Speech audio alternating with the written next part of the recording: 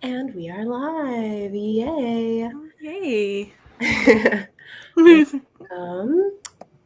We'll get a second to get settled in, let people join.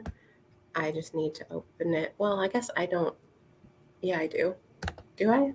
No, I don't. You don't really. I'm the host. Yeah. I don't have to. Kick back, Julia. Yeah, I can just do this little bloop. Dana's not even here, but she's here in spirit. Yes. She literally said that like 2 hours ago. Like, I'm asleep. I'm glad she is, though, because we were a little concerned last time. Truly. She was like, it's ironic because if the live show had been yesterday, I needed to stay up late and I could have. And I'm like, but such is life. Okay. Oh, I forgot we've been doing like fun little introductions for ourselves. Reach over the camera here. With the tissues.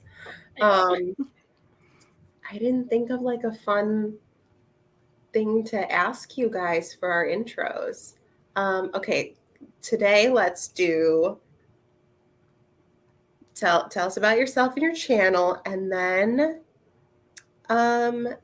just I don't know. I guess just share something you've read or watched lately that you like. I'll just keep it really vague. Whatever. Okay, cool. Kara, take it away. Okay. So, aggressively. Everyone. My name is Kara. My channel is Wild Book Garden. As is evidenced by the anticipated releases video I just put up recently. I read all over the place.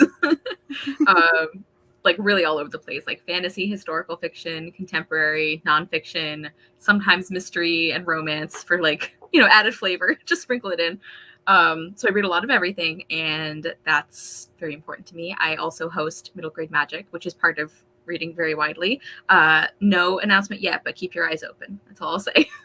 And I'm like cheating because I'm looking at where I have my books stacked to do a wrap up. So one that I read very recently is actually one of my anticipated releases. It lived up to everything I wanted and more. And that is A Darkness at the Door by Intisar Kanani. It is the final book in the Dauntless Path kind of world. Like it starts with Thorn, but you don't have to read that one to read The Theft of Sunlight, which is the first book. And it's really good. It's like a kind of like political fantasy, but it's more about like how those politics like affect people's lives, which I think is like what makes that one of the things that makes that interesting. The main character is great. She's like one of my favorites. She's one of those people who like, she knows that logically she can't save everybody in trouble, but she also knows that like she has to try or she'd never like live with herself. So like I love her. The romance in this book has like all of the yearning. It's so good. And the love interest is one of those characters who's like, this is impossible, but like obviously I'm gonna help you.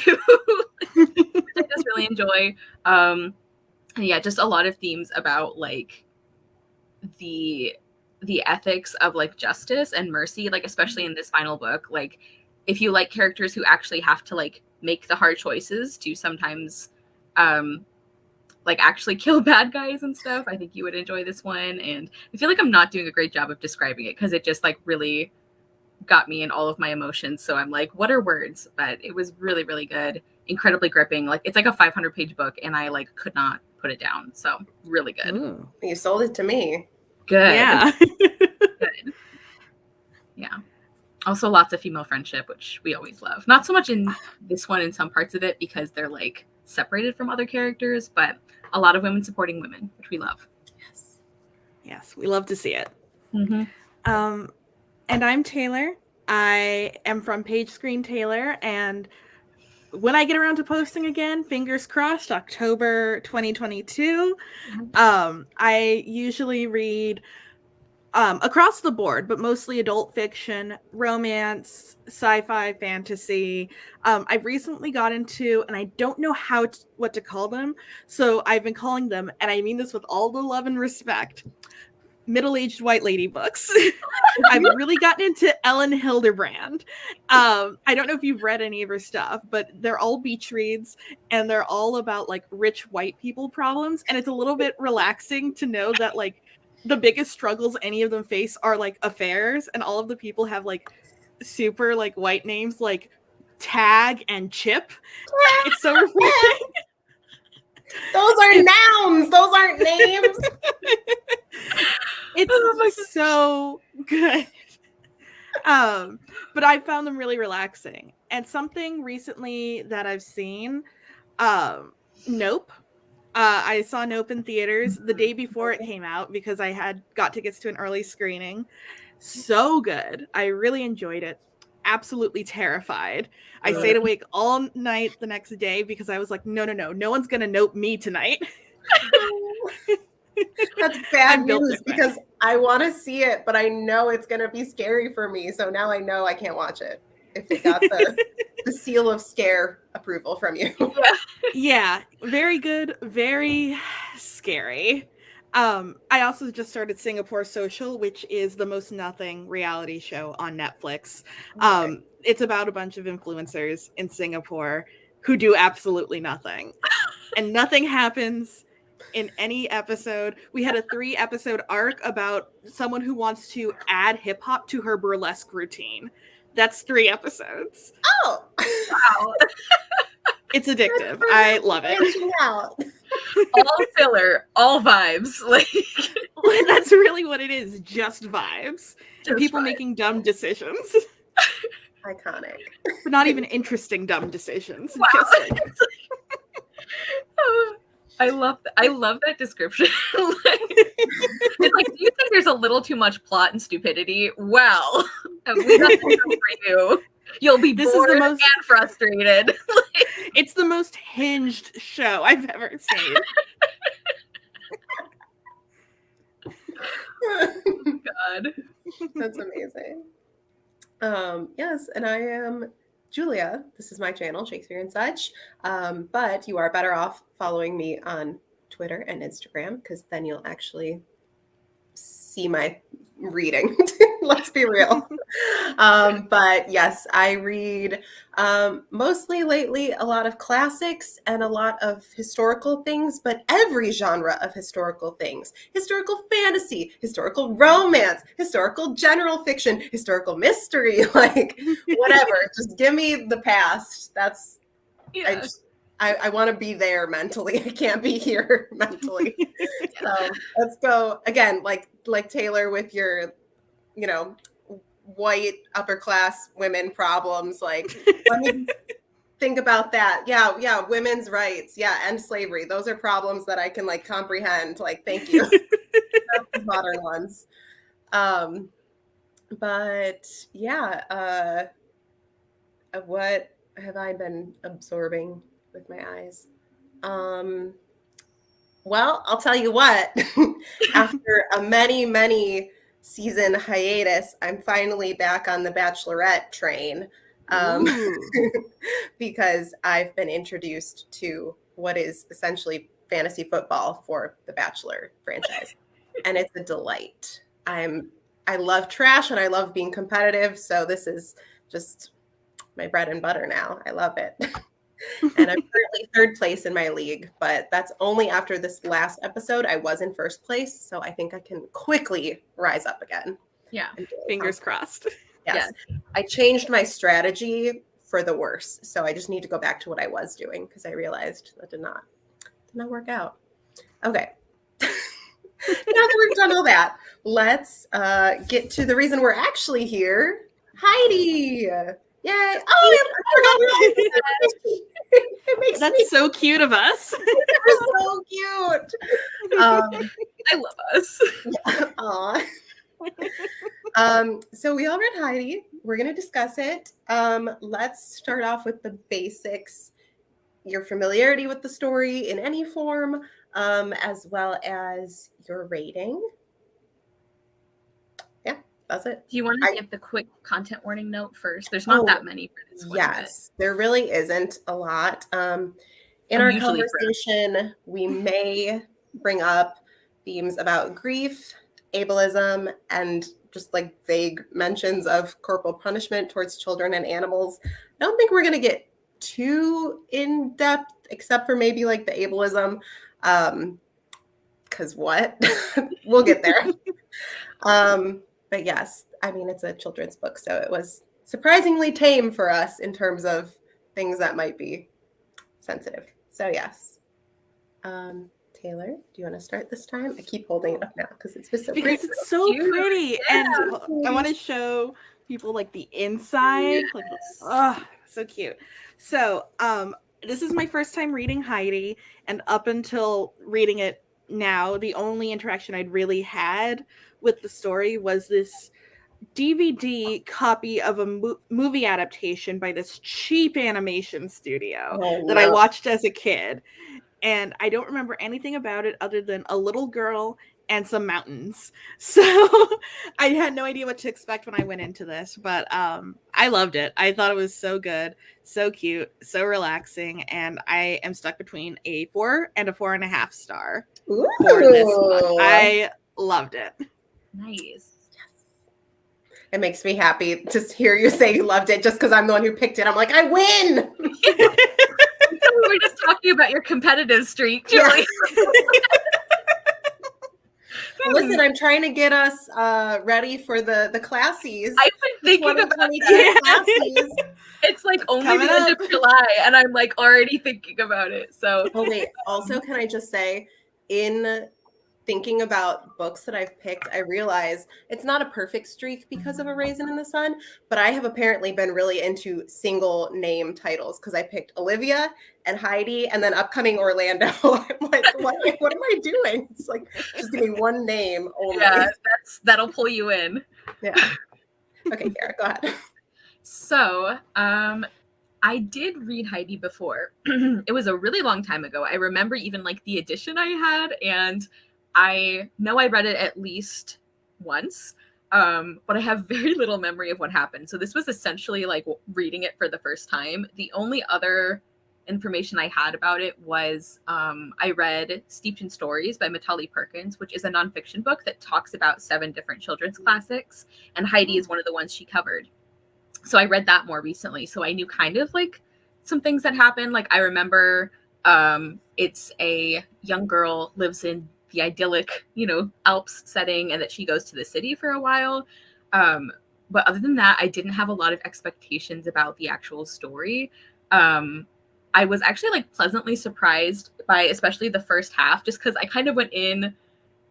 I don't know, like when you read a lot of children's classics, there are some patterns that you start noticing. And I actually feel like in the first half of this book, it kind of broke a lot of those, which I enjoyed, which I'm sure we'll get into some of the ways it does that. But I did really enjoy this. It was like very sweet, very cozy and relaxing. For me, the first half I liked a lot more. I found it more interesting. The second half felt a little like, it's not that I didn't like what happened in the second half. I just think the storytelling wasn't as compelling for that part. Like I wanted the stuff that happened. I just wanted it to be written differently, I think. But I did enjoy it overall. I think I'm at like a 3.5 stars. Because if I average my feelings on the first half and the second half, that's kind of what I end up with. But I'm really glad I finally reread it because like it had been, I don't even know how many years since I read this one. So it was fun. And I know for a fact I had never read it previously. I do remember having seen like the Shirley Temple movie version of it in my There's a youth. Shirley Temple. Yeah, There sure is. I didn't mean to interrupt. I just got excited. Like, wait. Yeah, not a cheap animation studio. It was big Hollywood Shirley Temple moment. Yeah. I say that, but I actually cannot recommend it because I don't remember it at all. Like I truly don't. I remember like what it looked like with her face on it. I don't remember. Reading this book, I was like, she's already out of the Alps. Where are we going? Like I was so confused. I thought that happened like at the end. I was blindsided. So That's like one of those things that's very just like unusual for, I feel like, well, any story really, but particularly like a children's classic, like the big beginning is like, oh, you're in this brand new place and now you have to adapt to it. And it was like, you're here, Heidi. Oh, we gotta go. And I was like, whoa. Yeah. yeah. But, it was cute. I liked it. I just don't feel like attached to it, which is kind of a bummer because I think about it's not fair, but like, you know, if I put my little Puffin and Bloom books all in order, I go, oh, there's Anne Shirley. I love Anne Shirley. Oh my God, the March sisters. I would die for them. Oh my God, look, there's a little princess. That was my favorite as a kid. And I'm like, and also Heidi's here. Like, I love her so much less. I'm sorry, Heidi. So I gave it 3.2 stars, which is no fault to Heidi herself. She was a charming little girl. She was. I will get into it. I liked it. Like, I don't have anything against this book. I think just as someone who has very strong opinions about how children are written, I was like, this book is weird. This is a weird book. I loved the adults more, honestly, mostly. I'm glad you mentioned like comparing it to other children's classics because I did that too, which I know is not fair, but like there are parts of this that remind me a lot of The Secret Garden, like with the whole like ill child who is healed by the power of nature and all of that. Like there's some parts that like very strongly remind me of The Secret Garden, which is one of my favorite classics and is like a formative children's classic for me. It was one of the first books that I remember rereading over and over and over again. So I have a lot of like emotional attachment to that story, even though it has some significant issues.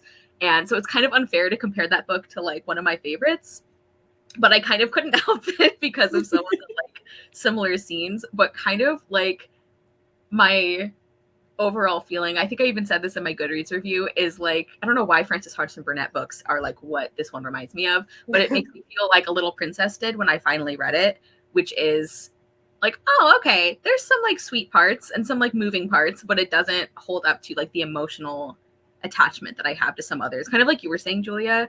And I think part of it too is just what you happen to read first. Like, yeah. I'm sure if this one were the one that was very nostalgic for me, I would like it more than some of the others. So yeah, that's what I was thinking because I haven't read a lot of like children's classics. I think the only one I could say I read was like Anne of Green Gables a long time ago, and I don't even remember it. So this is like the first children's classic that I've read in like years. So I'm like, man, children's classics, they're good. I mean, they do. They are good. Yeah. Yeah, like you guys were saying, it's all perspective, you know, so that makes sense. Okay, so let's do our usual kind of talking about characters first. I was thinking first we can kind of focus on the mountain folk. So we have Heidi herself, we have Uncle Alp. I'm excited to talk about Uncle Alp. Peter and his family. And I guess her aunt, who's barely in the book, if you want to. Oh yeah, like she's a character, but is she? Counts, yeah. Yes. So, any particular thoughts about Heidi, our lovely main character? I loved her. I thought she was so cute. She's a well-intentioned little gal. Yeah. Yeah. I thought she was super sweet, and I actually I don't feel like she was, for the most part, like overly saccharine. Like she did have a tendency to win people over, but it wasn't like I can't think of another book to compare it to, but it's like sometimes you read like kid characters, it's like you're so charming that it's kind of annoying. Like, yeah. Even though Heidi was very sweet and charming, I feel like it wasn't over the top. I really like, especially at the beginning, when Uncle Alp is like, "You're gonna have to sleep on straw," and she's like, like having the time of her life. I just found that really endearing. So yeah, I really liked Heidi. I thought she was really sweet. I really felt for her. Like we've been saying, I didn't have quite the emotional attachment. Like I was thinking about, because I keep bringing up The Secret Garden. Like I love Mary Lennox with my whole heart. She is such a little brat. And I would die for her. And I wonder if part of the reason I don't have that attachment to Heidi or to Sarah Crew, for that matter, is just that she's like so sweet and good that like there's not really a character arc for her. But also I think that was pretty common in children's classics. Like The Secret Garden stands out to me for being one of the only children's books I can think of. Not that I've read all of them, but it's one of the only ones I can think of from the last couple, I don't know, that 100-year period where the main character is like still kind of naughty by the end of the book. Like, I've said this before, but I get the feeling that Mary Lennox could still scream somebody out of a tantrum if she had to. Like, she goes through this great character arc, but she still has kind of like the things that make her her. Right. This is very interesting to me because I was going to almost say the opposite, in that not in terms of Heidi. I think Heidi is the outlier because I agree that she doesn't grow or change during the series. I think anything her during the book was like her religion. Like that's the only change I can think of in her. Because she was always like kind of giving and optimistic and go with the flow. Like those things didn't change about her. Whereas I feel like that's what for me, like kind of as much as I like Heidi, it kind of makes her a weak main character because I'm like do change. I don't know, develop. That's your job as a character.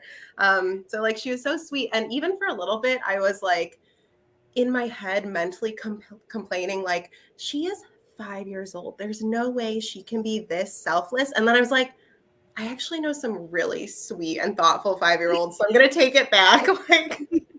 Like literally, even the little boy I nanny who turned 5 just at the beginning of this summer, like he's the sweetest little angel. Like he's like the same thing where, you know, if I'm eating something and I'm like, oh, do you want to try it? And he's like, yeah, and he'll eat it. And then I'll be like, do you want more? And he goes, no, because I want you to enjoy it. And I'm like, who says that at 5 years old? Like that. Yes. So I was like, okay, I'm gonna give Heidi her believability points just because she's not a usual little kid. But I guess for a book, she's quite a young protagonist. I mean, I guess by the end of the book, she's maybe what, like 7? Do we have a timeline? I think she's like 8 or 9. Right. Okay. I thought she was a little older than that because I think there's like the time before she goes to the city, and then she's in the city for like I feel like at least a year, maybe more, and then there's like a year or 2 at the end. I don't know. I'm very like vague on how much time was passing. I just like occasionally they would mention like she's 8, and I'm like, okay. Yeah. Well, I think because when she went to Frankfurt, she was like, I'm almost 7, and I was like, a baby. Okay. Oh yeah, wasn't but then she's there for like probably a year. Yeah. I was just gonna say, wasn't her Aunt Dita trying to pass her off as like 10 or something? And Heidi was immediately like, I'm 7. And 10 would be like a more normal age for like a main character of this kind of book in my mind. Yeah. So it's interesting that she starts so young, and then like we have a couple years with her. But yeah. I feel like with Heidi, her role in the book is, I don't know if either of you have seen Little Miss Sunshine. Mm-hmm. So Julia, you'll know, like Abigail Breslin's character doesn't change much in the story. It's more about how her presence helps like other people grow and realize sort of like their best selves. That's a good comparison.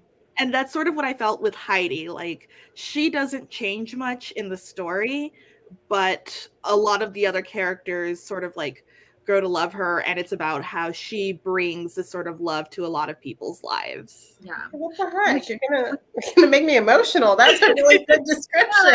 I love that, Taylor. Well, and that even is kind of like Anne Shirley. Like I was thinking because you mentioned the Puffin and Bloom, which by the way, they need to do more of these. They're adorable. Yeah. Why haven't they done like more of them? Well, the Secret Garden belongs in this collection. Let's be real. Does. It does. Yes. I might add Secret Garden to our long list. Yes. Y'all are convincing me. I love it. I I like that you brought up the like the way you described that, Taylor, because as Julia was talking about Anne of Green Gables, it's like, yeah, it's funny because I think of Anne as being a more dynamic character because I think she's so like vibrant and lively and she's always getting into scrapes and all of that. But in terms of her actual like personality and values, it's more about her changing other people than her changing herself. Like she does like grow in like maturity and like responsibility. And obviously we follow her for several years even in that first book. But like, yeah, she's kind of, I don't think of her as being one of the more static characters, but she kind of is. So like obviously a static character can still be very compelling, you know? So yeah. I would also kind of, now you've got me shifting my mindset, you guys. Look at you go. I would say I feel like a big similarity between Anne and Heidi is just like they get into trouble, but it's like these really innocent reasons that they're getting into trouble. Like they're not out here like trying to like, make life hard for people. They're not trying to like do something naughty, but they're just like, well, I wanted to go see that thing and that thing was over there, so I just disappeared. Like, I don't know. Yeah. Yeah. Or like, I'm gonna bring a bunch of kittens home because it'll make Clara happy. And this isn't gonna be like an imposition at all. I just put 2 in my pocket. What could go wrong? Like, You can bring the rest of them later, right? Okay, good. A cutie. Okay, what about Uncle Alp? Oh, I loved him too. Yeah. I want an Uncle Alp prequel, okay? Like, I'm so compelled by this like really short like info dump we get where it's like his son is dead, the whole town hates him because they said that he gambled and drank his money away and this was payment for his sins, and now he lives alone on the mountain all cranky because he hates us. And it's like, what about his parents dying of a broken heart? Like, yeah. See, I don't want a prequel because that's so sad, but I did find him like a really lovely character, and I like right from the beginning because like I knew, like, I don't know, people always describe him as like very gruff and kind of like grumpy and how Heidi warms his heart and all of this, but he's like a very good person even at the beginning. I really like that he doesn't like take it out on Heidi, like, because I feel like I don't know, that would be kind of going back to these like tropes that happen a lot in children's classics, is like, the lonely old man who's been shunned by the village. It's like, and he just hates everybody now. And it's like, well, no, he doesn't hate this little girl because she's like 5 and she has nothing to do with the way the villagers treat him. And like, that was actually one of the things I liked throughout the book, is that like, it didn't fall into that children's classic trap of like all the adults except one are evil.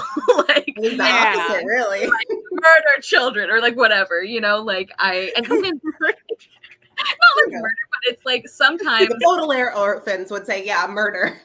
yeah. But it's like, I feel like I kept expecting, like, I thought Clara was going to be a nasty little girl, and she wasn't. She was very sweet. I thought her father was going to be horrible and neglectful, and he's not. He's very loving. He explicitly gives directions that Heidi should be treated like one of his children, which I love.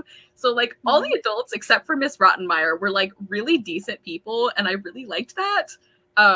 I know I'm getting off topic a little bit, but like I really liked Uncle Alp. I like how even when he, for understandable reasons, wasn't like that thrilled about hanging out with the villagers, he still like went and boarded up the holes in Granny's house, and even like some of the characters that are at odds with him, like when the vicar comes to talk to him about sending Heidi to school, he's not like awful about it. He's like, I understand why you want to keep her here, but like she needs to learn how to read. Like, that's important.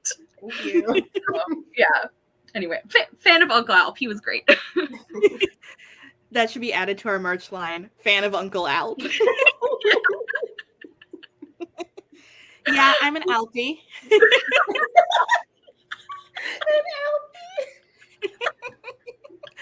I also like Uncle Alp, and I agree with everything you said, Kara, about him. Like, I thought he was going to be like a mean uncle and she's going to have to like melt his heart. But from the beginning, he's like very responsible, very kind to her. And one of the things I like about Uncle Alp is that he's sort of I don't know. It's not that he treats Heidi like an adult, but this is like a running theme, I think, throughout the book, which is like listening to children and listening to what they want and like giving them agency. So like, he still talks to her like she's a kid, but he seems to like very much respect her and what she wants, which I really like about him. And this goes back to what I was saying about Heidi sort of being the like glue that unites the characters, or like she changes their lives for the better.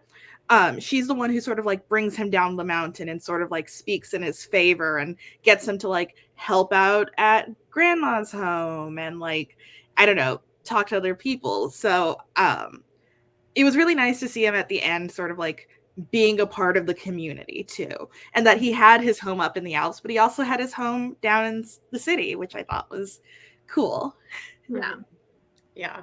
Yeah, I have a question later, spoilers, kind of like comparing the adults and their beliefs about like how to raise children and stuff. But I totally agree with you, Taylor. I love the way that like even when he had to tell Heidi like no about something, like he would just explain it. He'd be like, no, you can't go to Granny's. You're gonna fall right through that snow. We need to wait for it to harden up a little bit. Like he just explained it. She's like, yeah, that makes sense. Thanks. Yeah. Like, that's how easy it is, folks. I'm sorry. Yeah, like I feel like, and I'm sorry I keep making like generalizations about like children's classic tropes, but Here we are. This is the genre. We're here. Definitely a lot of my thoughts on this book are connected to those. But I feel like in so many other books, there would be that scene where Heidi is so headstrong and determined to help people that she runs off into a blizzard and everyone thinks she's dead. And I love that that didn't happen because, like, yeah, he explained to her, he's like, this is really dangerous and you can go see her tomorrow when I have time to take you. And like, that's it.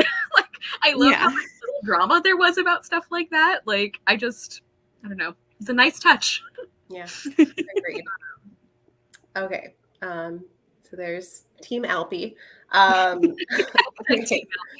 Peter, Peter and Granny and his mom, if you have thoughts on his mom. Listen, I'll say as much of a little butt face as Peter was, I love that his character is here. He cracks me up. The fact that he gets so angry that people are taking his friend attention, that he's just behind their backs going, that cracks me up. He's shaking his fist at everyone going, oh, my best friend is spending time with his elderly doctor instead of me. Like, what a little boy. Like, I don't know what to say. Yeah. But I hate the things he does, but yeah. Yeah. I was not a big fan of Peter for most of it. I think because I kept expecting more of their friendship than we got. Like, he gets so mad about other people being friends with his friend. I'm like, do you even like Heidi? Like, most of the first part of the book, he's like, oh, here she is being stupid like a girl. Like, it's just like nothing. I don't know. Like, I feel like all of the friendship stuff was on Heidi's side. And I get that Peter is just like not super demonstrative about his feelings, but I was like taken aback that he even liked spending time with Heidi. Like, I mean, true. I just did not see that coming. And so I kept expecting, like, when we first meet him, I feel like he just gives off vibes of like, oh, he doesn't make friends easily, which is fine. So I was expecting that to be a really lovely friendship. And it's like not. He's just kind of a brat. So I'm like, okay, wait. So maybe we're not supposed to like Peter. Peter bad. And then like later on in the book, it's like apparently we're supposed to be very invested in him and Heidi being friends. And I just like, I was a little confused about Peter, although it's kind of inconsistent of me because we'll get to Sebastian, but like Sebastian was my favorite and him and Peter have very similar vibes. But I think like, I disagree. I mean, I feel like there's similar vibes in that they're both like troublemakers, you know, but their treatment of people is very different. And the way they respond to that is very different. Also, to be fair, Peter is like a child. He's like a lot older than Heidi, though. He's like a teenager by the end of this. Yeah, like, isn't he at least like 5 years older than her? Yeah, he's like 11 at the beginning. Right. I'm like, you're at the age where you can understand consequences for your actions. Like, oh my God. Literally imagine being like a 16-year-old boy and you're so mad that your 10-year-old neighbor is hanging out with someone else that you like destroy that person's property. Wheelchair thing. I found it when I got to this picture, I gasped aloud. I was like, like, oh my God. It's like comedically evil, honestly. I like had to stop and laugh because I was like, did he really just do that? Yeah. Like, I'm all for like guilt being a punishment. Like I get that and I'm fine with that. But the fact that we're gonna be like, that was punishment enough. Here's a lifelong pension for you, Peter. I was like, what is happening? There's weird stuff in this book, okay? Yeah, I don't know. I guess I like didn't. I guess my problems with Peter can like, besides, yeah, I also hate most of the things he does, just in general. But like, I feel like the way we were supposed to feel about him did not match up with what we were seeing from him. Like, he doesn't have a lot of scenes of him just being like nice to people. So I'm like, I mean, I care about you. Like, I'm glad the way everything worked out for him, and that I assume he's never going to do something like this again. But like, in terms of like every time he was on page, I'm like, ugh, more Peter. Okay. I think I was pretty neutral on Peter.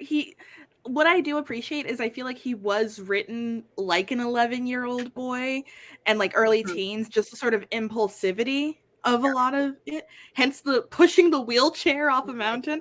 Not that like a lot of teen or tween boys would do that, but like the sort of quick idea of like, oh, this will show them. Yeah. And you know, he does seem a little bit harsh. My assumption is that his friendship with Heidi is formed because she's like the only other kid he ever interacts Only with. one. Yeah. Here's a Yeah. Peter, go to school. You're gonna make a lot of friends there. There's kids everywhere at school. Yeah. The whole like Peter school thing was like very, very odd. Like, I do think that like you're right, Taylor, about like him being a believable kid. Like the way he like solves problems is very much like, yeah, that's probably what some kids would do. Like when like the wheelchair thing where he's like, I don't like that she's spending time with this girl. If I remove the thing that gets her up the mountain, problem gone. Like, and then hiding in a bush afterwards, like no one will know I was here. Don't be suspicious. Don't be suspicious. Yeah, and I did find it kind of charming and funny how he got it into his head that the Frankfurt police were going to arrest him for pushing the wheelchair down the mountain. Yeah. I was like, okay, that's kind of cute. Kind of funny. That was like a realistic, funny thing that just like everything that happened, even for the better, they were like, did you put those flowers there? But like didn't say it in so many words. And he was like, yes, it was me. I'm sorry. Like, yeah. Or like he sees an adult he doesn't know and he's like, there's the police. They're going to take me away. Yeah. I also like that Heidi, in order to pressure Peter to learn how to read, she's like, they might send you to Frankfurt, and there they go to school, and they keep going to school, and she essentially threatens him with the idea of going to college. That and her threat later where she goes, if you don't do this, I'm going to do something you really won't like. And like just leaves it at that. And he's like, okay, whoa. Like, he knows she means business. And then the threat ends up being like, I wasn't going to give him food. Because that's the way the Peter. I think that's the only reason he actually thinks Heidi is his friend is because he's like, oh, she gives me bread and cheese. I like her. Which, like a little pet rat. Peter, everyone's favorite pet rat. I mean, that's pretty apt. Yeah, like it does seem pretty clear that like he doesn't get a lot to eat at home, which that was another thing is like I feel like we could have done something about like I don't know, I just like poor Granny, you know, with like freezing to death almost in her bed and can't even chew bread and like all of this. It's like, it's very sweet that at the very end, Heidi is like, and now I have money. I will give you a roll every day. It's like, that is very sweet. But anytime something like this happens, I'm like, you've had this money for a while. Like you could have been like, I don't know, just like the way his mom reacts to like, Peter gets a penny a day. It's like, people could have made this happen earlier. Mm-hmm. I don't know. Yep.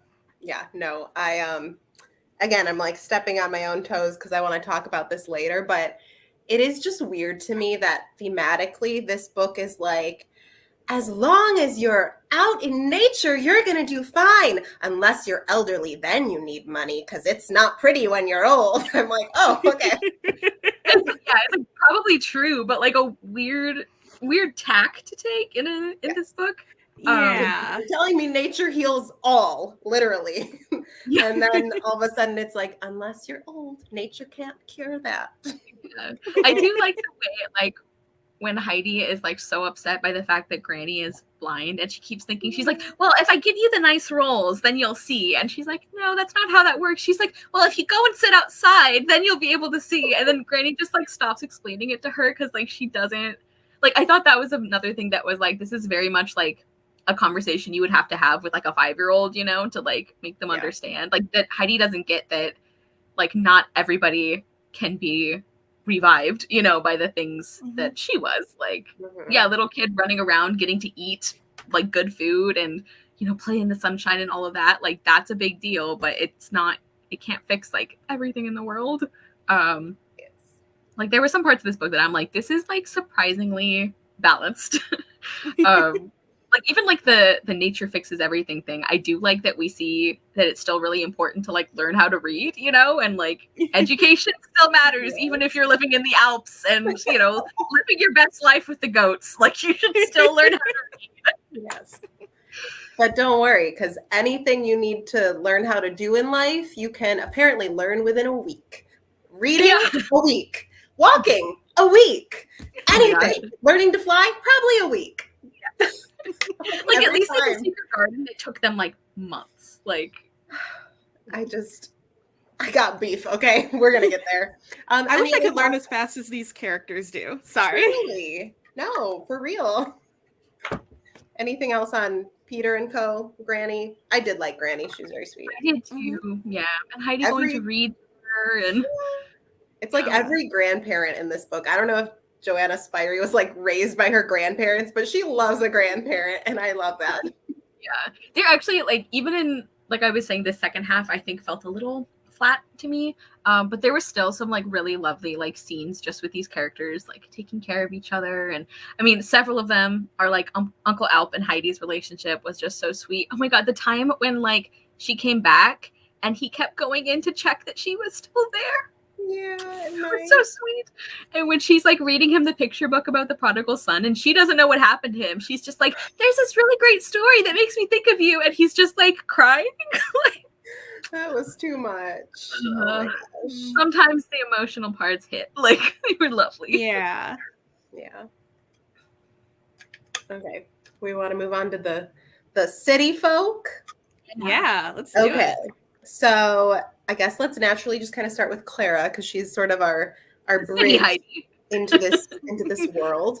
I mean, I'll kind of leave my thoughts just generally, like I like Clara, whatever, but I feel like it's very interesting, kind of in the vein of like Secret Garden. I feel like in another author's hands of this like idea of a story, I feel like Clara would be the main character, not Heidi. Yes. So it's very interesting that she's like relegated to this side character role. Not even like the story, like I could imagine it being called like Heidi and Clara, and it's like the tale of these two girls, but no, Heidi's story. Clara's here. Yeah. Thoughts on Clara? Sorry. No, that's very true. Taylor, do you want to go, Kara? Oh, sure. I feel like sorry, I feel like I'm already talking a lot. But I agree. I really liked Clara. I also think that, I think you said it really well, Julia, that like in a lot of other stories, the story would be about like this young, like sickly city girl learns that nature cures her and like all of this. And it's like, that's kind of a side plot to Heidi's story.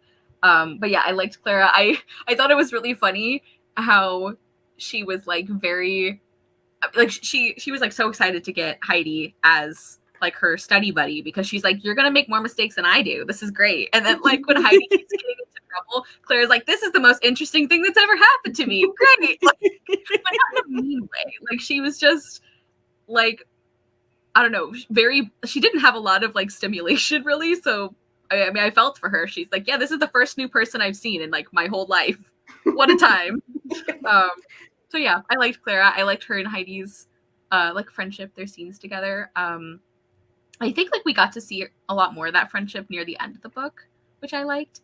But I was surprised at how much I enjoyed the city parts, even though I was like surprised that it happened so early. And I'm like, oh my gosh, like poor Heidi, poor Uncle Alp, they need to get back together. But I actually liked the story in the city, you know?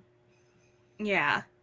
I also found like the story in the city interesting because it's taking Heidi out of her normal environment and seeing how it's like the saddest part of the book that we get. And she's still like well cared for and stuff. It's just no one's listening to what she wants. But in terms of Clara, who I think also has a sort of similar thing in that no one's really listening to what she would like because her life is so dull day to day and she has to have like, you know, she didn't like the food that she was given and so on. That sort of like cod liver oil or something. Yeah. Which cured everything in ye old times. Oil. Yep. Unfortunately. And I at first I wasn't sure how it was going to be with her like being older than Heidi by like what, 5 years? Ish, Yeah, yeah. I think Yeah. so. But it makes sense that she sort of needs that like youthful energy or something, and that she needs someone to come and like shake things up for her. And I also really liked her friendship with Heidi. I thought it was so dear and so sweet, and that like, you know, they love being together. And I'm happy that even when Heidi like left the city, she didn't leave everyone behind. Like she still keeps in Yeah. contact with Clara and Clara's grandma, and Clara's dad and the doctor, and all the cool people from Yeah. the city chapters. Which is pretty much everyone except Miss Rottenmeier and Yeah. Tanette. Although I admit I have a soft spot for Tanette just because she like literally only existed to be like, ugh, whatever. Like that's all she did. Every single time she was in the book, it was like, and then Tanette was a bitch. Like, sorry to interrupt you, Taylor. No, that's good. Also Aunt Dita, who like would Yeah. just drop Heidi off wherever it was convenient and then like leave. Yeah. Yeah, like everyone's like, you just left a 5-year-old on the mountain? Like, she's like, She's she'll like, be fine. "It's your grandfather. Get over it." Like the only thing she knew about this man is that like nobody liked him and he lived alone. And she's like, you seem like a good guardian for a child. Yeah, because to be fair, this is like her brother-in-law's father, so it's not like she really knows this man, Yeah. Yeah, it's interesting. And like also how she leaves Heidi like, or like when they're like, okay, we need to take Heidi back up to the Alps. Dita, would you like to take her? And she's like, what? No, I'm busy that day. And they're like, what about the next day? And she's like, busy then too. Yeah. Actually, I'm like jam-packed right now. Can't do it. Sorry. Yeah. Schedule. I'm booked and busy. Can't do it. Yeah. Taylor, your impression. What? Like, that's exactly what happened. And then we have, oh gosh, who do I even want to? I guess let's talk about like Grandmama for a minute. I just love that her name is Grandmama. I really enjoyed her. I don't know. I love her What are your too. thoughts? Yeah, she might be one of my favorite adults. Like I really liked her, and she was another one. Like yet again, I kept expecting somebody to be evil, so I was like, "Oh no, her grandmother is gonna hate Heidi," and it's like she was lovely. Like I love that, and I love that she was the one who got like Heidi excited about learning to read. I also thought it was hilarious that she's like, "Peter can't do it, therefore it's impossible." If Peter can't do it. And Grandma was like, I think it's just Peter. That was hilarious. So yeah, big fan of Grandmama. I enjoyed her a lot. Yes. Yeah. She's just like a sweetie, like she shows up and Heidi's like, hello, Mrs. What's their name? Oh, Sesman. She's like, hello, Mrs. Sesman. She's like, call me Grandmama. What are you doing? Like, okay, thanks. Like, it's just very sweet. Like how it's just like good grandma energy where she's like, come here, you're a child. I'll read you a story. Do you want to learn to read the story? Like you can keep the book if you can read it. I'm like, oh, that's my kind of person. Like, yes. Yeah, she's sweet. Taylor, any thoughts on Grandmama? I think you guys like said it all. Like I like her. I love I know she's a grandma, but like how she brings a sort of, I don't even know what you would call it, grand maternal presence to Heidi. Indeed. And I do like that she has two grandmas, mountain grandma and city grandma. And yeah. they get along, and I don't know. And Grandma has 2 grandchildren, basically, Heidi and Clara. Like it just got to me how like anytime she visits, it's like the best time of Clara's life. And I remember thinking, I'm like, why can't you just move in with them? Like I'm sure you have a life and you're busy, I guess. I don't know. But like your granddaughter needs you. Like this is, I don't know. I loved all of Grandmama's scenes, really. I was like, I want her in the book more. I don't understand why she's not living with Clara. A fair question. It's kind of cute. I didn't really think about this, that like Heidi starts the book like as an orphan. And obviously she ends the book still being orphaned, but she kind of like has like this full set of grandparents now. She's got like Uncle Alp grandpa and Dr. Grandpa and Grandmama grandma and Granny grandma. And like only one of them is biologically related to her, but they all are like, we're going to take care of you. You're our child. Like, yeah. She sort of gets a family at the end. And it's not, it isn't even really that she like desires a family. Like she's perfectly happy with wherever she is, particularly with Uncle Alp. It's just that people love her so much that they sort of form this family circle around her, and everyone gets along, which I love, and it's so good. And the fact that like the doctor lost his daughter, and so now Heidi is kind of like his surrogate daughter. And at the end, when him and Uncle Alp are like, he's basically like, I just want you to know that Heidi's going to be taken care of no matter what happens to you. And I'm like, I just thought that was very sweet. I know. It's so good. They're very, very cute. I love it.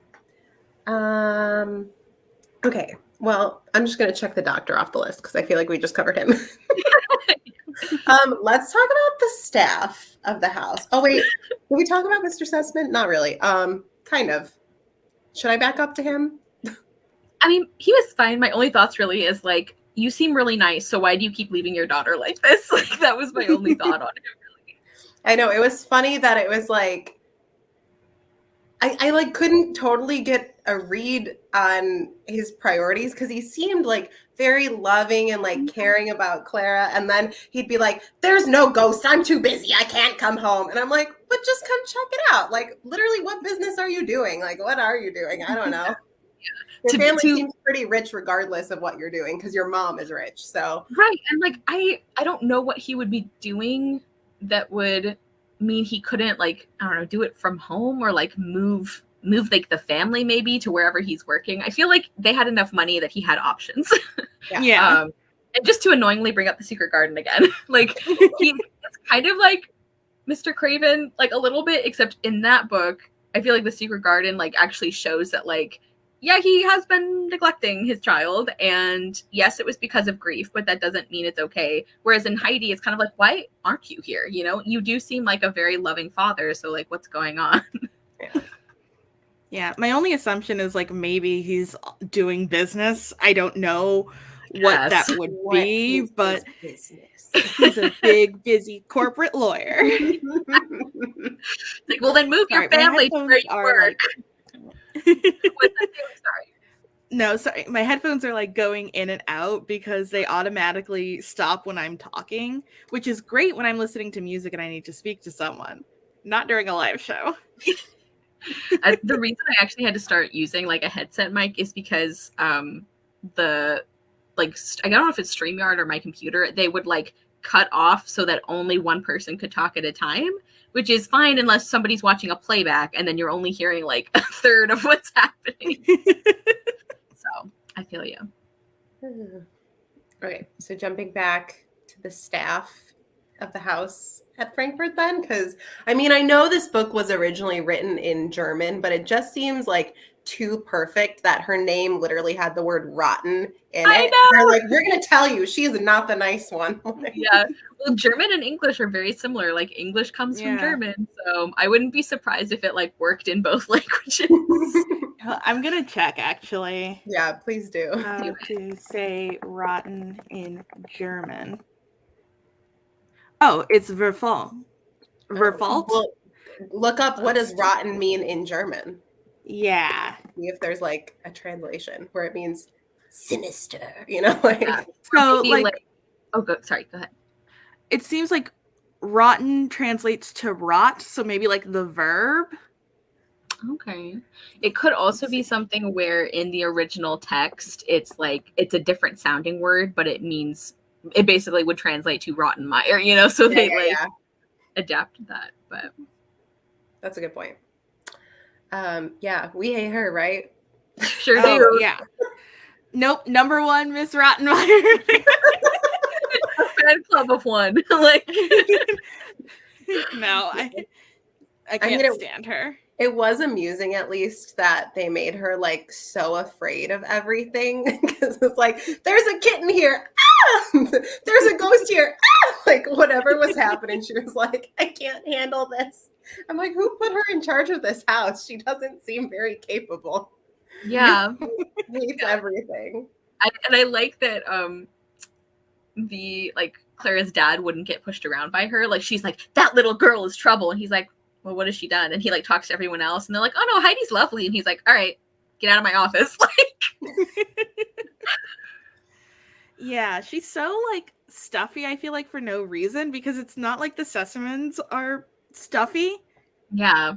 Like, they're rich and I guess they maybe act like it, but they're not like hoity-toity. Mhm. So like, I'm like, Mrs. Rottenmeier, where did you get this like idea from? Like, Yeah, I have seen like in other books, and I don't know like how true this is, or if this is something that rich people thought about servants, but like I have seen that like supposedly there could be this kind of like housekeeper like classism almost, where it's like if they were for like a very wealthy family, like they would kind of think of themselves as being like upper class, but usually that was in relation to how they would treat other servants, not just like their general like outlook.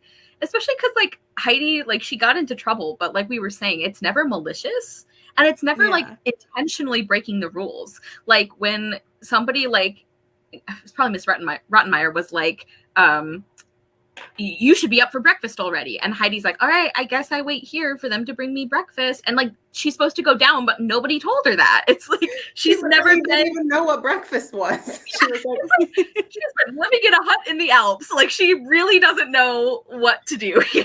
And it's not her fault. which is also the difference between Mrs. Rottenmeier and Uncle Alp, because like Uncle Alp explains things to her. Like he breaks it down, like you can't do this because of X, Y, and Z, or we do ABC because of this. And Mrs. Rottenmeier, like, one expects Heidi to know everything at the age of like 7, I think, when she goes there, and like gets upset when Heidi just doesn't understand. And I'm like, well, you didn't explain anything to her. Yeah. She's literally been in the city for like 2 hours. Give her some time. I know. It's like, so it just makes no sense that she's like, oh, they sent this little young backwards country bumpkin to live with us. Why doesn't she understand anything we do? It's like, you were just complaining that she's this rando kid from the mountains. Of course she doesn't know these things. Like, and it kind of sounds like that's even kind of what she was looking for, almost like when she was saying like they wanted a companion for Clara who's like very different and like fresh and charming. Yeah, and it's like you literally got what you asked for. Like, just a couple of years younger. That's it. That's right. Yeah. But Sebastian, my fave. I love him. I love Sebastian.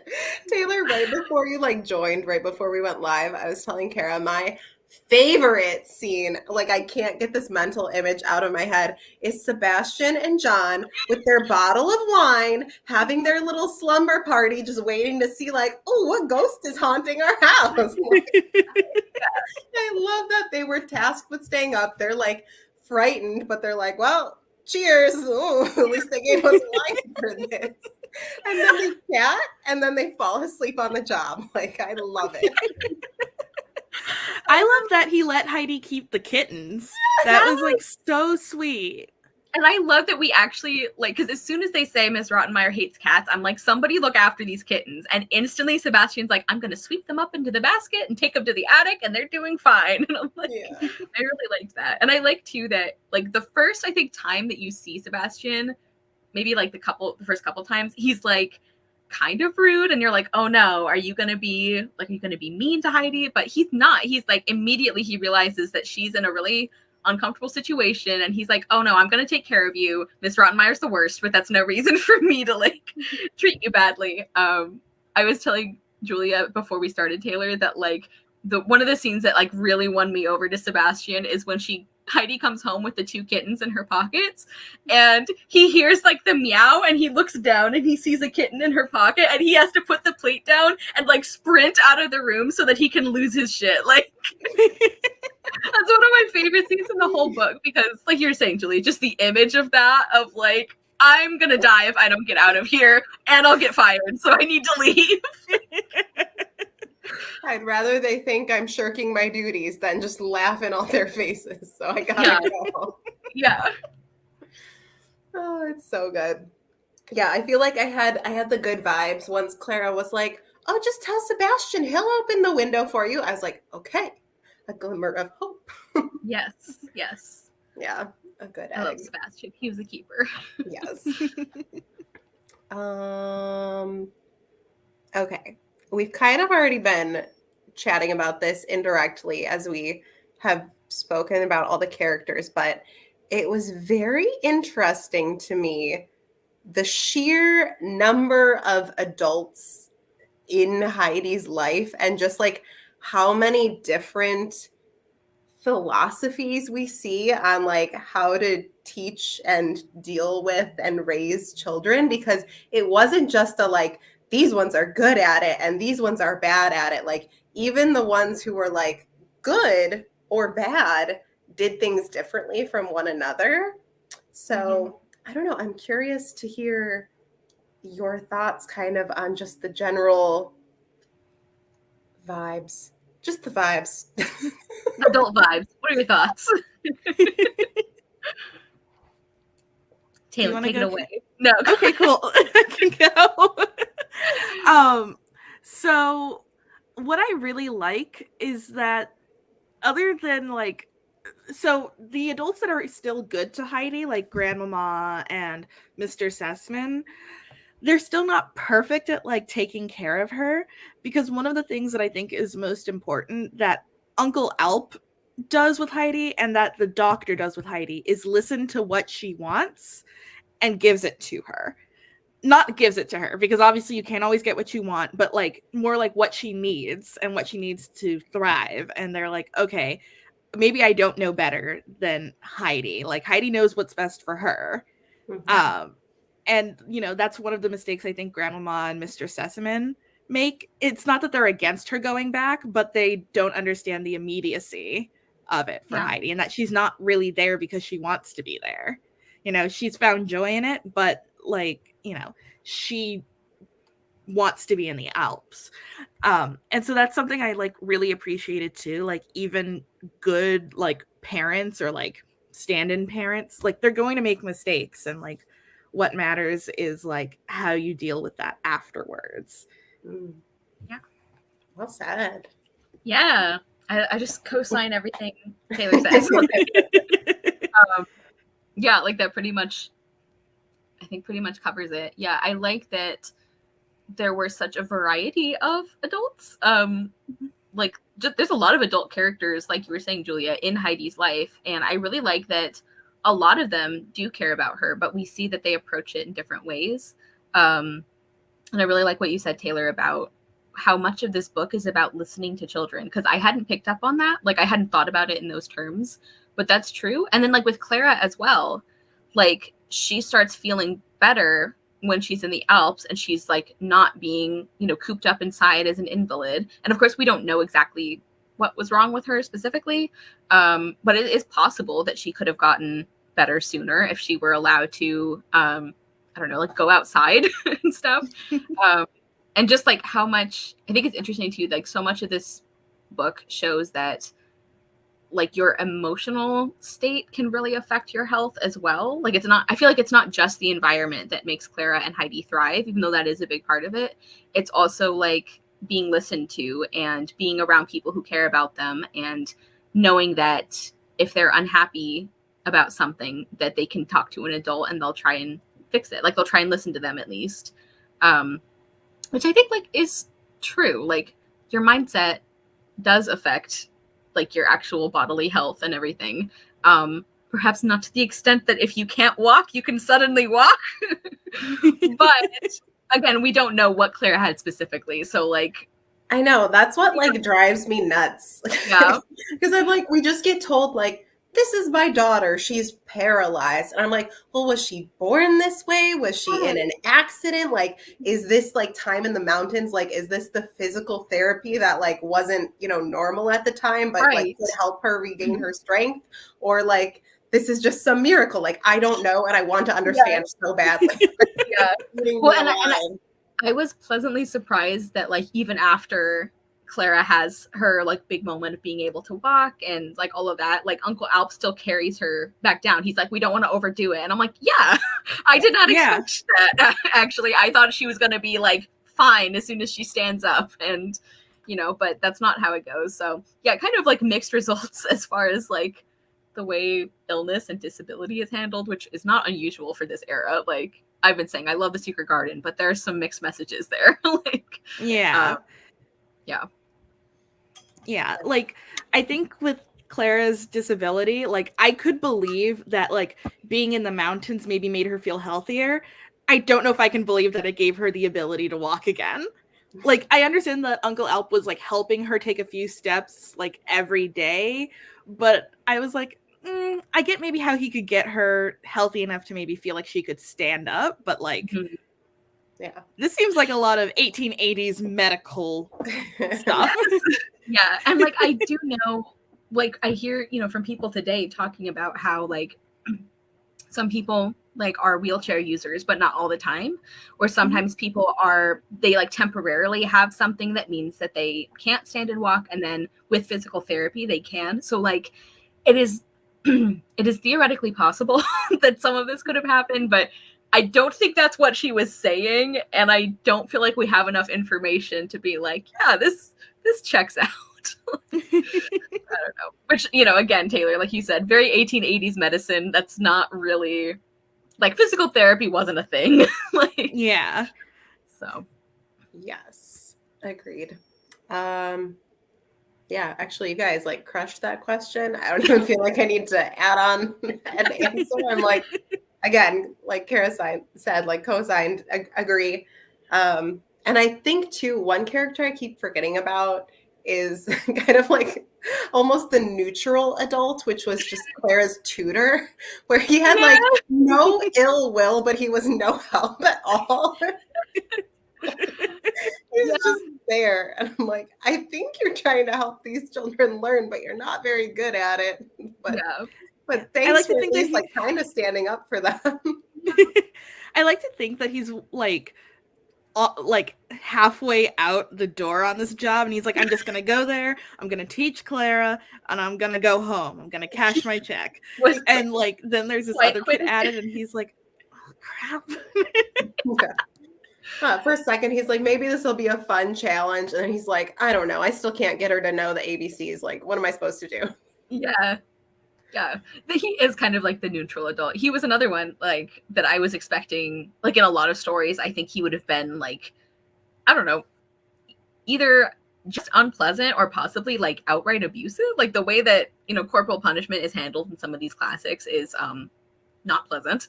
So like I think in a lot of stories he would have been like one of the bad guys, and he wasn't. Like he seems like a decent enough person who, as you said, Julia, is just pretty incompetent at his job. Like I don't know if he has other options, but I don't think he's called to be a teacher. I don't know. At least not like with these kids. Like yeah, he sure tries though. Points for trying, I guess. Sure, some points maybe. But the other things that you guys were saying actually kind of leads perfectly into the next question I had, which is in the conversation with Clara. That is like, how do you think this book balances the benefits of living amongst nature versus more like modern societal living?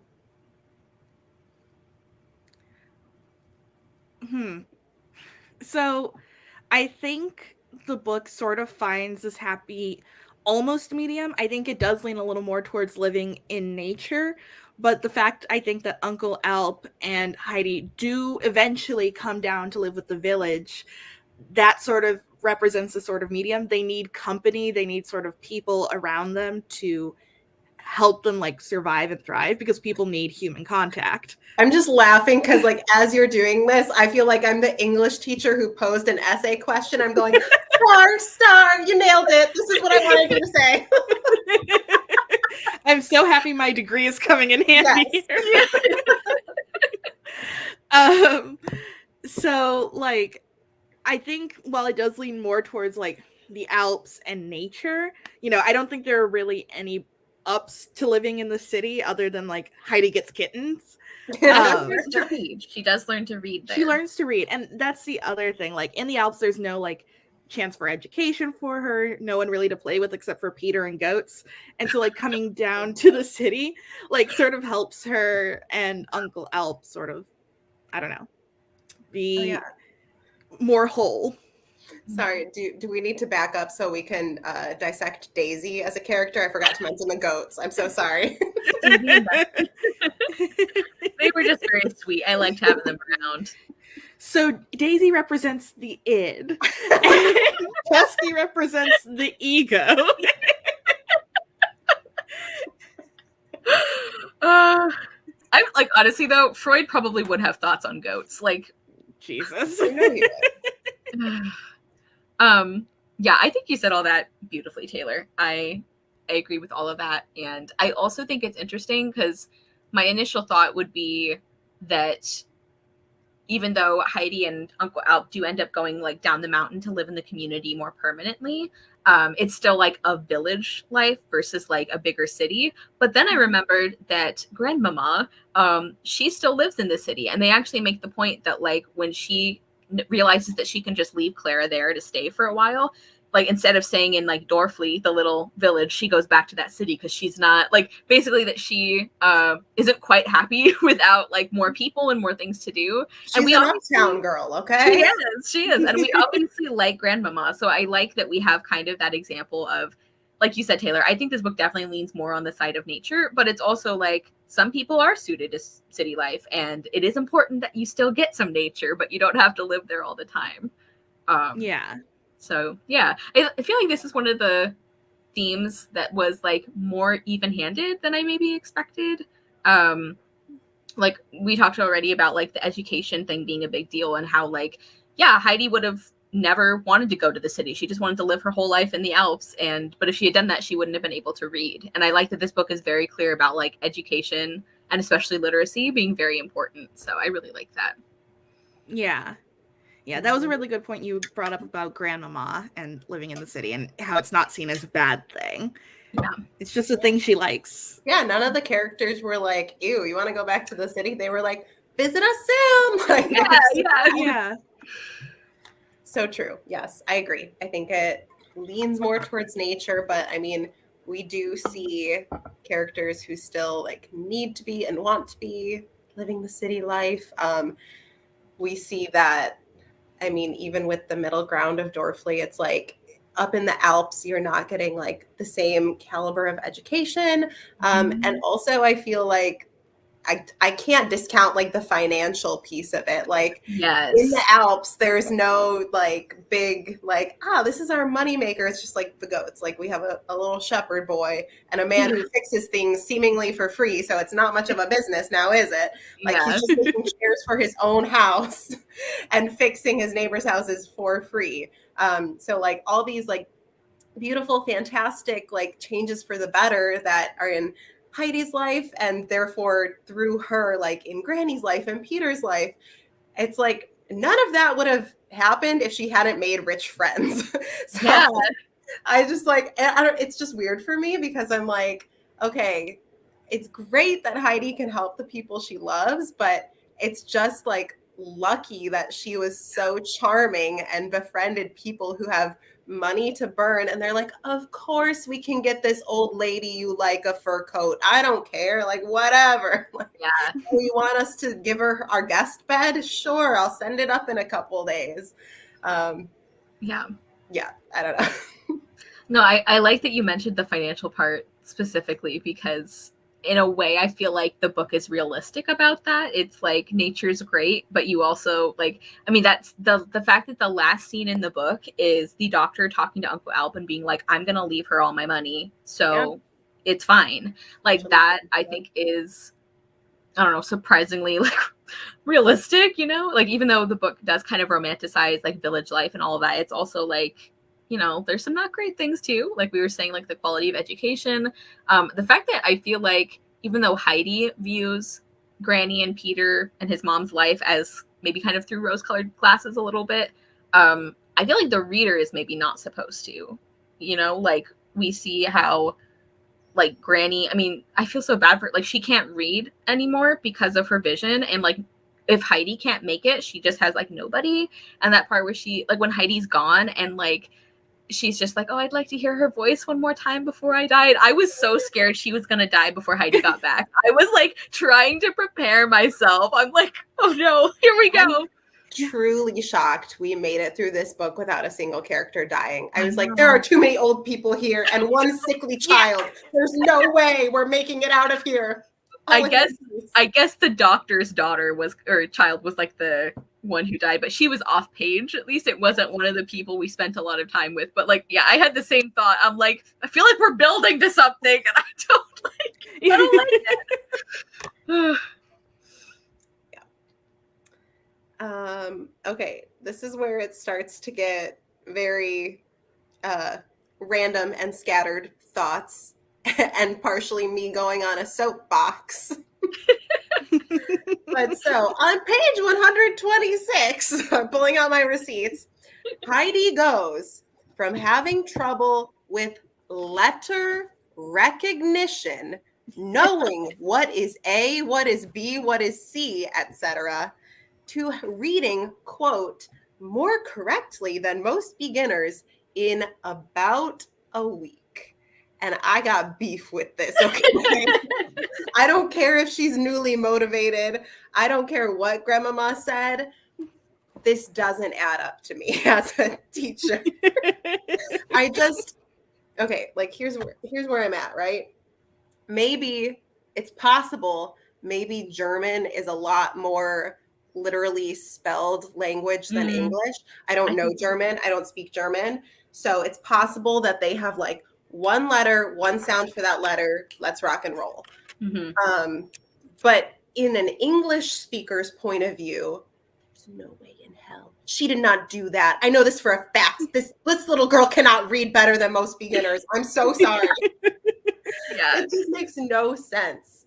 Because like you think about like one word, right? Like you can name any word. Like think about the word shoe. I used this in my ACOTAR video 100 years ago when I remember how to read. Nothing about the word shoe explains to you how to pronounce the word shoe, right? You see an S and then you see an H. So if you don't know letter blends, you're going to go, so that's already like you're off to a bad start. And then you get the vowel sound of oo, which you would think would be a U, but it's an O and an E. This makes no sense to a child, and it shouldn't. So much of English learning to read is learning sight words. Like you just have to look at it and go, that's the word the, that's the word who, that's the word by. I just have to know this. Like even the letter names, if you know the letter names, you're still out of luck if you don't know the letter sounds that go with them. Because you know what trips kids up? You know what trips kids up more than anything that drives me bonkers is the letter Y. Why is it called Y? Because they all think Y should make a W sound because you say Y. It should just be called a Y. I hate the letter Y. Julia's petition to change the English language. No, but like it's true. Like I don't have in-depth knowledge of like the process of teaching someone to read. So this all makes like I believe you. This makes sense that this would be very unrealistic. My mom does speak a little German, and from what I have heard from her, German is a very like sight readable language. Like they are very strict about rules and about which letter gets pronounced when, and it's kind of like it's much more formulaic than English is. So I think that would be an advantage, but as far as I know, it's not like you would like German kids don't learn to read in a week as far as I know. So it's like even if it's easier, I think the timeline here is ridiculous. I think this is also because like I've said this before, I am not good at like tracking ages or like time passing in books necessarily, even when they like tell you things sometimes. And because they don't make a big deal out of how long certain things are taking, I like didn't register that it took her a week. I was like, oh yeah, she practiced a while, now she can read. The moment a character is learning how to read, I go, hold on, we're taking notes. I got thoughts. The thing is too, like it says one morning about a week later, and I must have read that and been like, no. And like kept on going. Delete, like, didn't happen. Yeah. And this is especially too, because like, I mean, they might have had like the like school primers, you know, like what you picture like a one-room schoolhouse teaching with, like Yes, those yes. kind of books.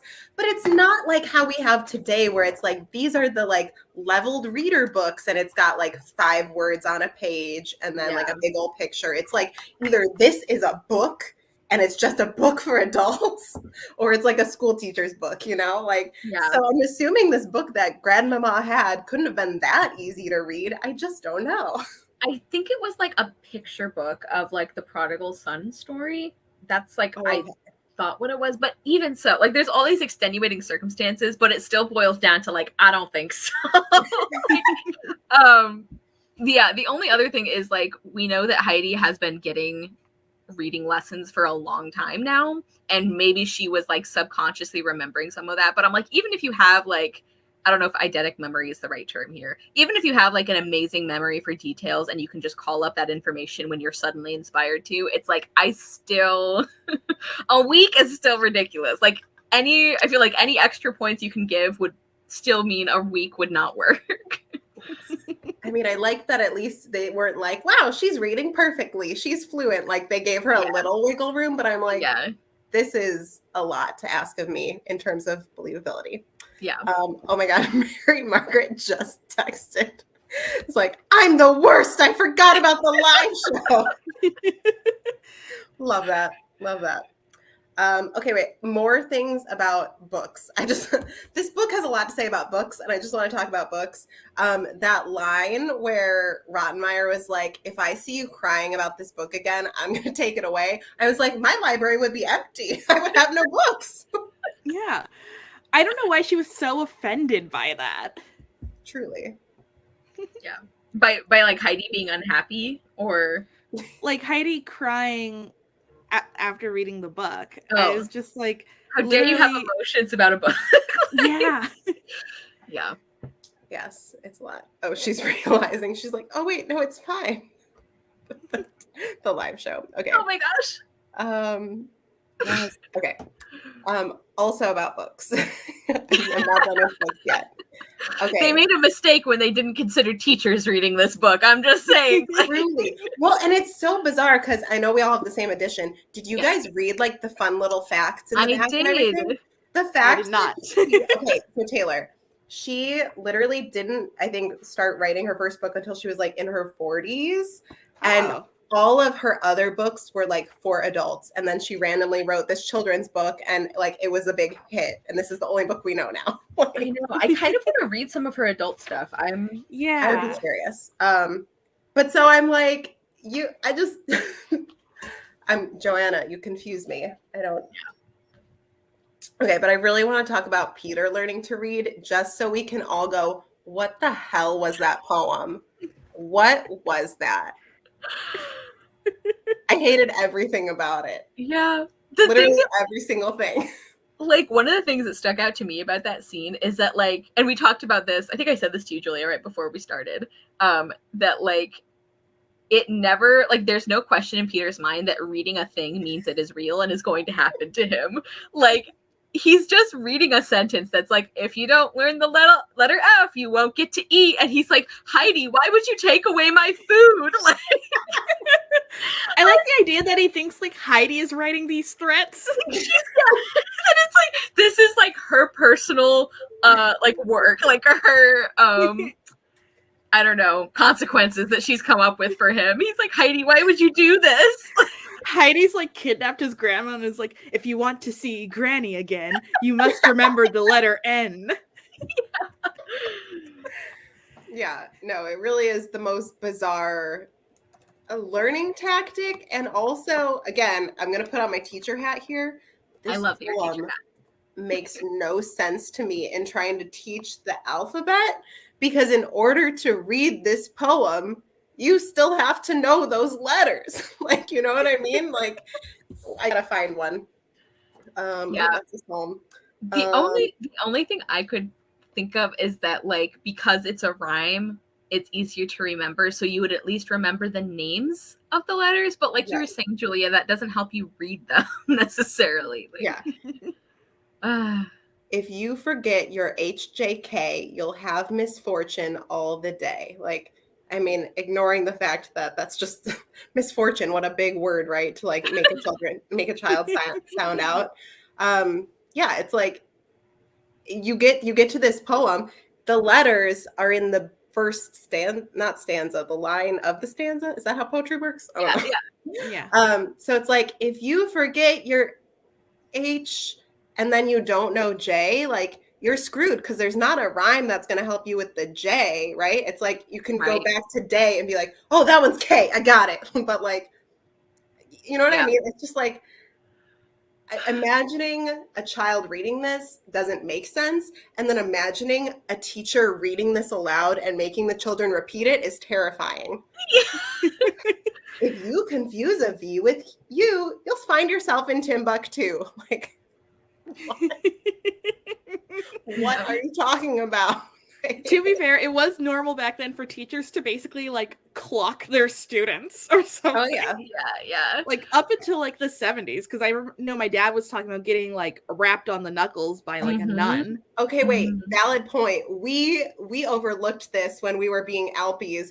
Uncle Alp straight up was like, listen, Peter, you're gonna learn and you're gonna like it.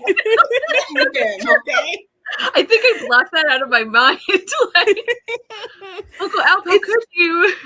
It's also wild because like it's really bad to do that to your own child, but to do it to like someone else's kid, I'm like, whoa. He's like, Peter, you've always pissed me off. I'm gonna take this opportunity to make you learn to read. And yeah. Like going back to that rhyme, like the only thing I feel like it could teach you is like the order of the letters, which is, I guess, important to know for alphabetizing things, but again, does not actually help you read stuff. Like, yeah, I don't know.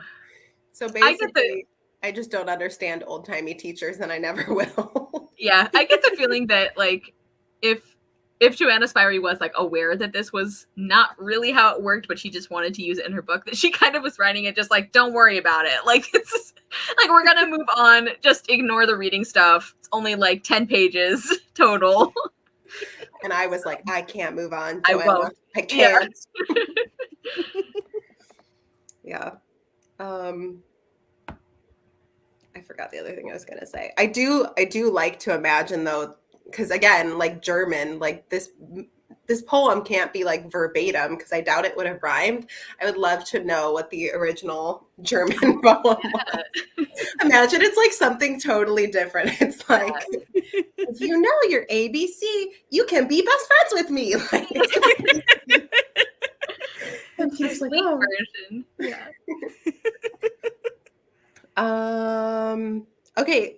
Really, those are all my big thoughts, unless anyone else has something they want to bring up before we do quotes. Oh, wait, let me get Mary Margaret. Haven't read this in over a decade. Feel like it really either be convinced to reread it or let it stay lovely in your memory. I feel like either option's pretty solid. Yeah, like I mean, we all enjoyed it to varying degrees. Like, I'm really glad that I finally have read it and remember it, because the last time I was like, I don't know, 8 maybe. I'm critical, but I like it. Yeah, like I really did enjoy it. Yeah, and I loved it, and I had never read it before. This is like my first children's classic in like 20 years, so I really liked it. Yeah. Any other big thoughts? I had like notes. Okay, let's pull up some quotes. I thought I was going to say more quotes, honestly. I'm a little disappointed because Anne of Green Gables, like every description of nature, I'm like, oh, wow. And then like, I thought this book was going to be that same thing because it's like the freaking Alps, right? Like that's the thing of the book is like the Alps. And I saved like one quote about nature and one other random quote. And I was like, oh, okay. Yeah. I was really lazy about quotes. Like I would have had more. I just like, I think I didn't have my phone with me. And normally I just take a picture of the page. And so I got in the habit of not saving them for this book. But like most of it wasn't nature stuff. The stuff, like the lines that I like read and I was like, oh, I'd love to remember that. and then didn't do anything about it except for one. Were like the funny stuff. Like I was really surprised at how like gently funny this book was in some places. Like just the way it describes people and like the way they interact, I think was really funny. So like the only one that I actually like remembered to come back to later is Sebastian, because of course it is. And this is when he's taking Heidi back up the mountain and he's like, that's a really tall mountain. He's like, I am just gonna leave her with a trustworthy looking person and bounce. Like, so it says, then the train went puffing on down the valley, and Sebastian looked after it with regret. He preferred traveling comfortably and without effort, and did not look forward to climbing a mountain. And the only reason I like remembered that one is because I was like, same, Sebastian. Like, me and you would get along. So that's it. That's my quote contribution. I was very lazy about saving them. But it's for the worst, because I want Sebastian to have a cute little trip up the mountain. I want to see him up there. Yeah. But I do like that Sebastian told Mrs. Rottenmeier, like, oh, it was so dangerous, and like, oh my god, we could have died, and all this stuff, so that she wouldn't go visit, like, Clara. Yeah. Classic Sebastian. I love Sebastian's him. a real one. Yeah, like if we're talking about like wanting spin-offs, the one I want a spin-off for is Sebastian. Like I just want to see him doing his nonsense like all day, every day. Like, oh, I'd be so quick to pick up a little rom-com starring Sebastian yes! and some like girl. I don't know who the girl is. I don't care. Twist, it's Tanette. Oh, because then you'd have like the grumpy person, and I mean, Sebastian's not particularly chipper, but yeah, but he's like the like playful one. Yeah. Yeah. Tanette just like cracked me up. I don't know if this was before the live show or if I said it during, but I do like she was not like a pleasant person, but I do think it was funny that she was barely in the book, and the only time she was in the book was to be a bitch. Like that was all she did. She's like, ew, it's Heidi, and then she'd leave. He's like, Tanette came in, rolled her eyes, and left. Exactly. That was like all of her scenes were just like these tiny little moments of her being like, ew, gross. She's not a kid's person. No. No. Taylor, did you have any quotes ready to go? So, like you guys, I wasn't good at all about saving quotes. And the quotes that were memorable to me were all like super religious. Oh yeah. There were a lot of those. There were some nice ones, yeah. Yeah. But I'm looking on Goodreads right now for the quotes. So here's one on Goodreads. The happiest of all things is when an old friend comes and greets us as in former times. The heart is comforted with the assurance that someday everything that we have loved will be given back. Aww, that is a nice one. Yeah. The one that I did save about nature that I really liked was towards the end. And it was, she lay on the ground and watched the beetles in the grass. She listened to the hum and buzz of insects. It seemed to her that all those tiny creatures were singing, "We are on the mountain, we are on the mountain," in tune with her own heart. Her lips parted and she drew in great draughts of fine sparkling air and thought that spring had never been so beautiful before. So, I remember liking that one too. Yeah. And then my favorite quote, this is, for a minute, I was like, this is the only quote I'm saving. I love this one. And it goes back to that theme of how much this book talks about reading. And the more often she read the stories, the more she liked them. She lived with the characters and got to know them all so well. She was always glad to meet them again. Like, oh, a rereader, a girl after my own heart. Yes. I did actually really enjoy the writing of this one. Like I don't know, it was not like overly simplistic, but it also didn't take itself too seriously, if that makes sense. Yeah. There were, like, I'm actually remembering as you guys read them that there were quotes that I stopped and thought like, oh, that's a really nice line. I just like didn't do anything about it. But there was one that I can't find, but it was talking about Granny.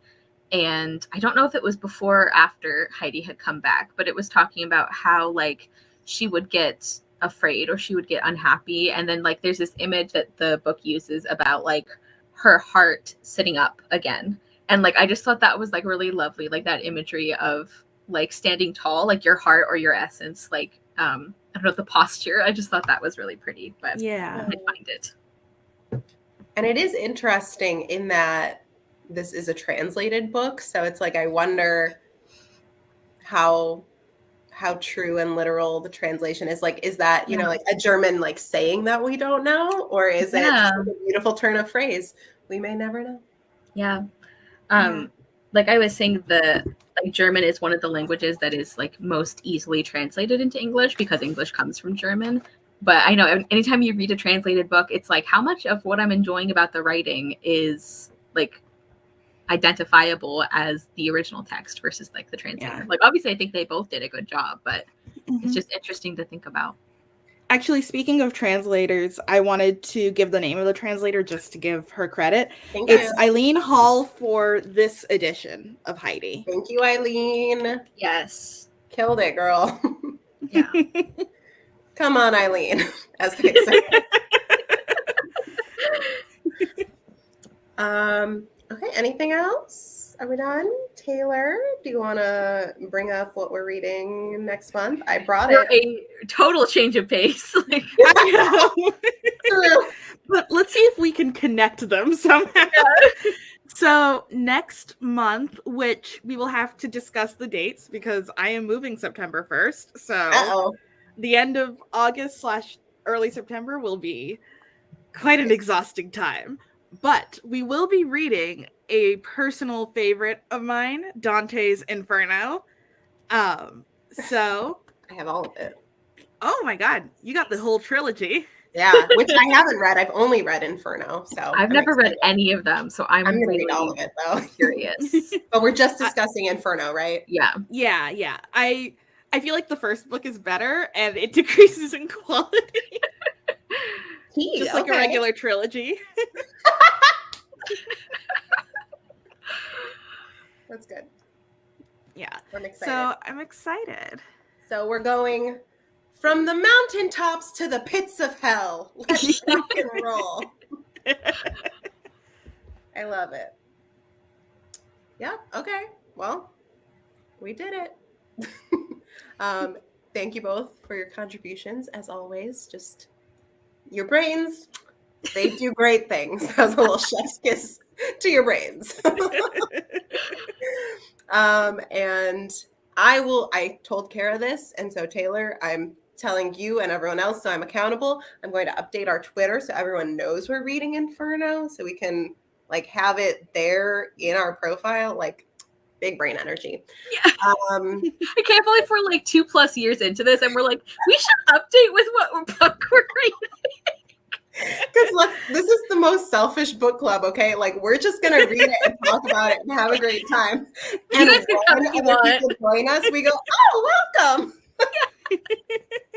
So literally our Twitter page is just us going, the live show's today, see you there, and memes. Yes. I'm gonna have to look up some meme inspo. I'm sure there's gonna be something that's like perfect to put Peter in. Oh my God. Peter is a meme, yeah. All right. Well, thank you everyone who popped in and is watching this later. And we'll see you all next month sometime because we have to figure that out according to Taylor's schedule. But we'll keep you updated. Okay. Bye. Bye. And broadcast.